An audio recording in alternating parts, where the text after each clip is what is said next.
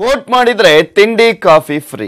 Vote ಮಾಡಿ ಬೆರಳ ಮೇಲಿನ ಶಾಯಿ ತೋರಿಸಿದ್ರೆ ಆಯ್ತು, ಹೊಟ್ಟೆ ತುಂಬಾ ತಿಂಡಿ ಫ್ರೀ. ಬೆಂಗಳೂರಿನ ಹೋಟೆಲ್ ಒಂದು ಈ ತರದ ಬಂಪರ್ ಆಫರ್ ಅನ್ನ ನೀಡ್ತಿದೆ. ಯಾವುದು ಅದು ಹೋಟೆಲ್ ತೋರಿಸ್ತೀವಿ ನೋಡಿ.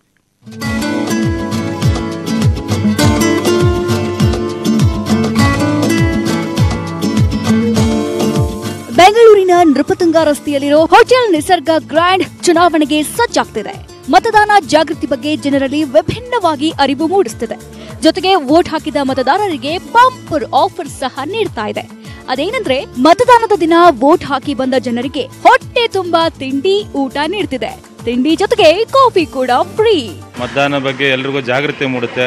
ಈ ತರ ದೋಸೆ ಕಾಫಿ ಈ ತರಗಳೆಲ್ಲ ಫ್ರೀ ಕೊಟ್ಟಾಗ ಒಂದು ಜಾಗೃತಿ ಮೂಡುತ್ತೆ ಅಂತ ಹೇಳ್ಬಿಟ್ಟು ಒಂದು ಆಲೋಚನೆ ಬಂದು ಲಾಸ್ಟ್ ಟೈಮು ಆ ಥರ ನಾವು ಒಂದು ಒಳ್ಳೆಯ ಒಂದು ಕಾರ್ಯಕ್ರಮ ಮಾಡಿದ್ವಿ. ಅದಕ್ಕೆ ಮತದಾರರು ತುಂಬ ರೆಸ್ಪಾನ್ಸ್ ಮಾಡಿದರು, ತುಂಬ ಜನ ವೋಟ್ ಮಾಡಿದರು.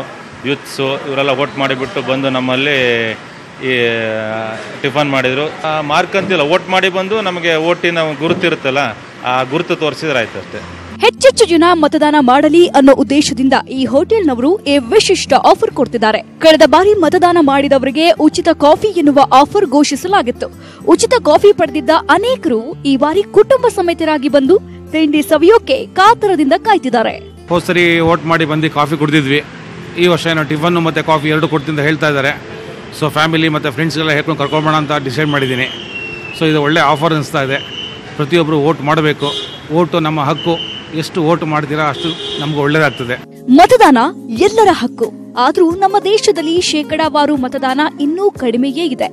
ಹಾಗಾಗಿ ಹೆಚ್ಚು ಜನರನ್ನು ಮತಗಟ್ಟೆಗೆ ಕರೆತರೋಕೆ ತಮಗೆ ತೋಚಿದಂತೆ ಪ್ರೋತ್ಸಾಹ ನೀಡುತ್ತಿದ್ದಾರೆ ನಿಸರ್ಗ ಹೋಟೆಲ್ ಮಾಲೀಕರು.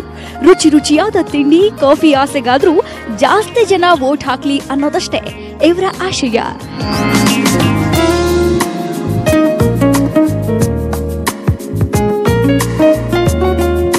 ಸೌಮ್ಯ ಕಳಸ, ಮೆಟ್ರೋ ಬ್ಯೂರೋ, ನ್ಯೂಸ್ 18 ಕನ್ನಡ.